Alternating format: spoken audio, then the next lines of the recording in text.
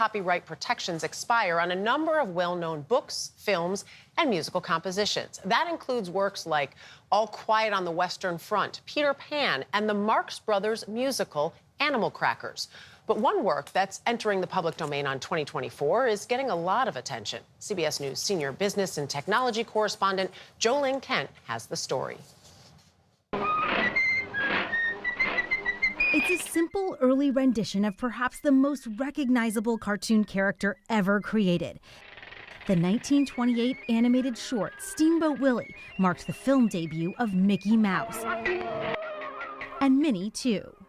Now, almost 100 years later, this landmark piece of entertainment will enter the public domain, meaning Disney will lose its right to control it, and others can use the images as they wish. This was set to happen years ago, until Disney, with other groups, got Congress to pass extensions. But the last of them expires at midnight on New Year's Eve. And what basically is happening now is that we will be able to do to the great works of Disney what Disney did to the great works of the public domain before him. And that's how creativity is supposed to happen. We build on our past. Lawrence Lessig is a Harvard law professor and expert on copyright issues. So this is a bit of a full circle moment then. Absolutely. And I think Disney should celebrate that, because what we know about the creativity of Walt Disney and the Disney Corporation is that they've made stories relevant to our current time. So starting on Monday, anyone has the legal right to use Mickey and Minnie Mouse in new creative works like books and films. But there's an important caveat. It has to be the Steamboat Willie versions, not the more familiar renditions of the characters that followed.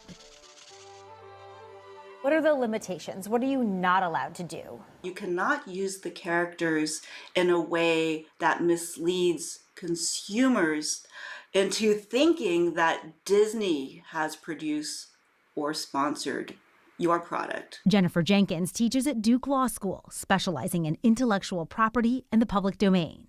The way I think about that is the public domain is like a box of chocolates. You never know what you're going to get.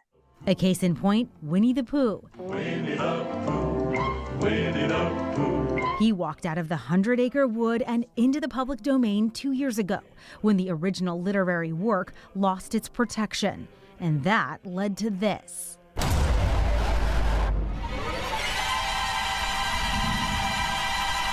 Winnie the Pooh, Blood and Honey, a critically panned, low-budget slasher film where the beloved characters go on a murderous rampage.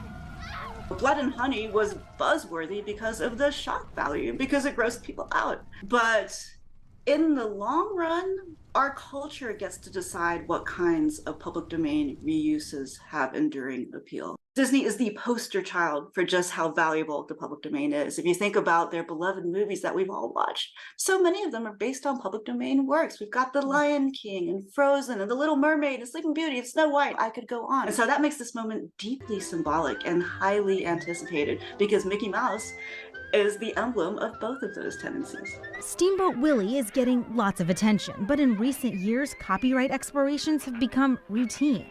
Over the years, many other characters have entered the public domain without much fanfare, including Tarzan, Sherlock Holmes, and even Frankenstein's monster.